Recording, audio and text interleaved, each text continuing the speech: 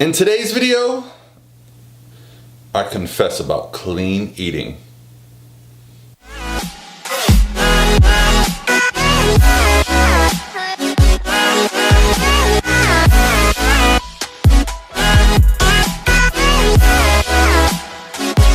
All by myself.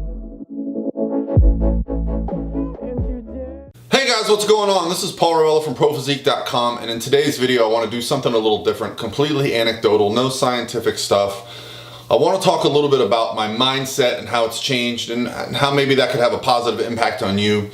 And just get into this idea of kind of clean eating, having a meal plan versus the free-for-all that is kind of my association with if it fits your macros, right? So I was a big proponent of the whole if it fits your macros when it first came out because it got people out of their dogmatic approach of only having one way of doing things, right? There's only these 7 foods that you can eat during prep and you just eat those throughout prep and that's all you do. Or anytime you go on a weight loss diet, you just eat clean and that magically gets you leaner because you're simply cutting out the foods that are higher in calories, calorie dense, but that also doesn't teach you the right kind of habits because then anytime you want to have something that's not clean, you're then in this mindset of F it, I've had something off plan, I'm just going to eat whatever I want, or you avoid entire food groups and then when you have one bite of pizza you eat 14 because you haven't had it in so long. And so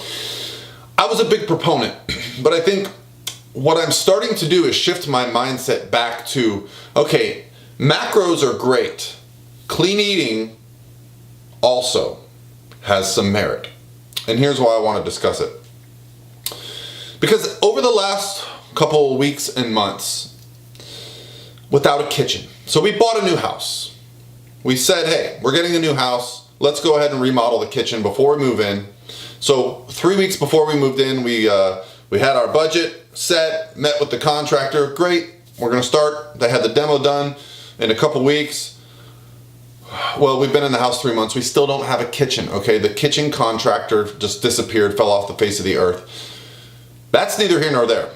Nothing we can do about that, right?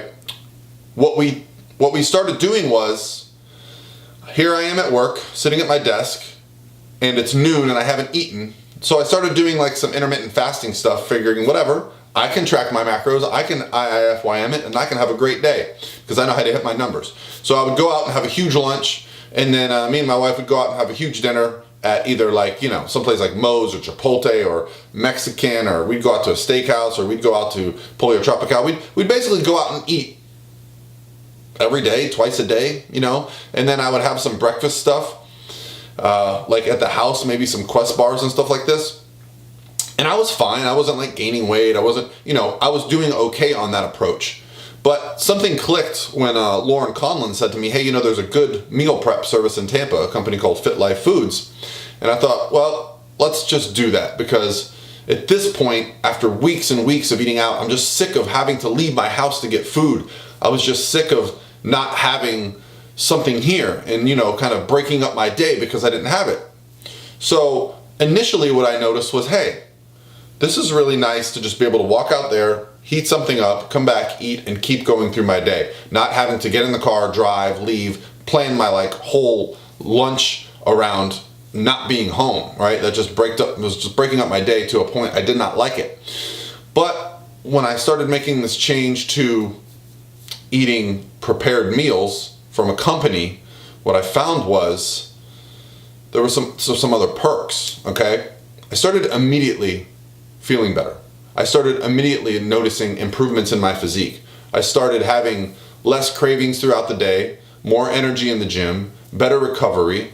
I actually started craving foods that would be considered cleaner, right? So I actually crave the foods that I typically would say, oh, you don't have to eat that. You don't have to have something just because it's clean. You can eat French fries and a hamburger.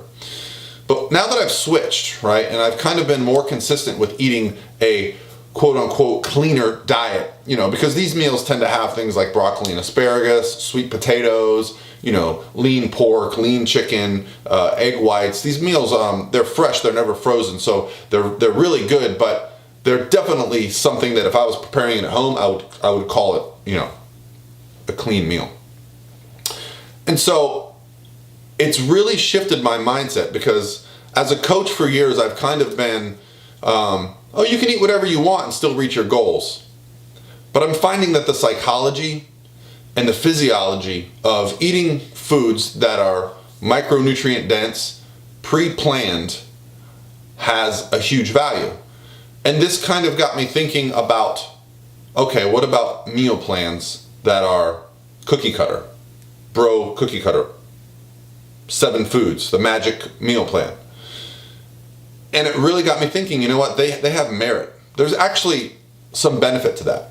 Because when you're eating a meal plan that has the whole foods in it, and I even notice this myself when I'm in contest prep, because that's what all my foods end up becoming are, you know, when your calories get low, you don't have a lot of options. You're not going to be able to eat out. Is that you actually start to crave the foods that at one point you would actually tell yourself, oh, that sounds gross. Tilapia sounds gross. But when I'm in prep, it sounds delicious. Same thing with like some vegetables, same thing with like leaner meats. And I find that now that I've shifted to a more structured, cleaner approach of eating, don't get me wrong, I'm still having my pancakes once a week, guys. I haven't lost my mind. But my point being is that I now crave those things. My mind right now, thinking about the next meal, is about my lean pork, sweet potato mash.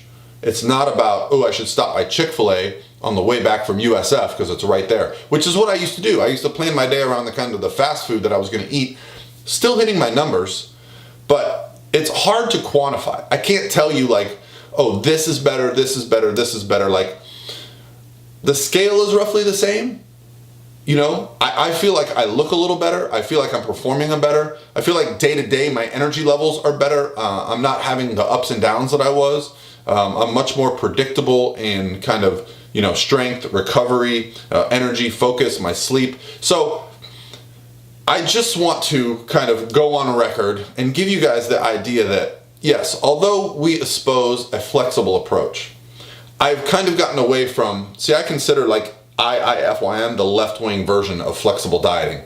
If flexible dieting is just exchanging your proteins, carbs, and fats for other protein, carbs, and fats that you want, so instead of chicken you have pork, that's flexible dieting in the middle. This is clean eating, right-wing, super conservative. You only eat these foods. Flexible dieting is in the middle. To me, IIFYM is over here, and that's just my opinion. It doesn't mean it's for everybody. So I don't actually use the term if it fits your macros anymore, because I think there's a flaw there.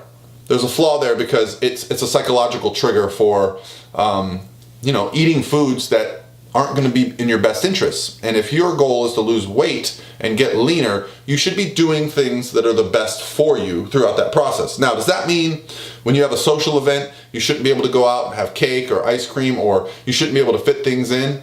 Absolutely not. I'm all for that. Just understanding that having a plan is better than not having a plan and being IIFYMAF, okay? So that you're actually having a plan from day to day and not just kind of winging it. And this is just because I, as a person that started out completely as a flexible dieter, have really learned that I'm kind of enjoying the structure and planning of meal planning even in my off season. I'm not in contest prep. During contest prep, I am regimented as can be. I have my meals planned out for days in advance, packed in the fridge, right? But I'm finding that there's real value in that now, even at this stage. And so just wanted to go on record and talk about the fact that, you know, clean eating, meal planning, they have value and they teach us good habits and structure. And I think those type of things carry over into other parts of our lives.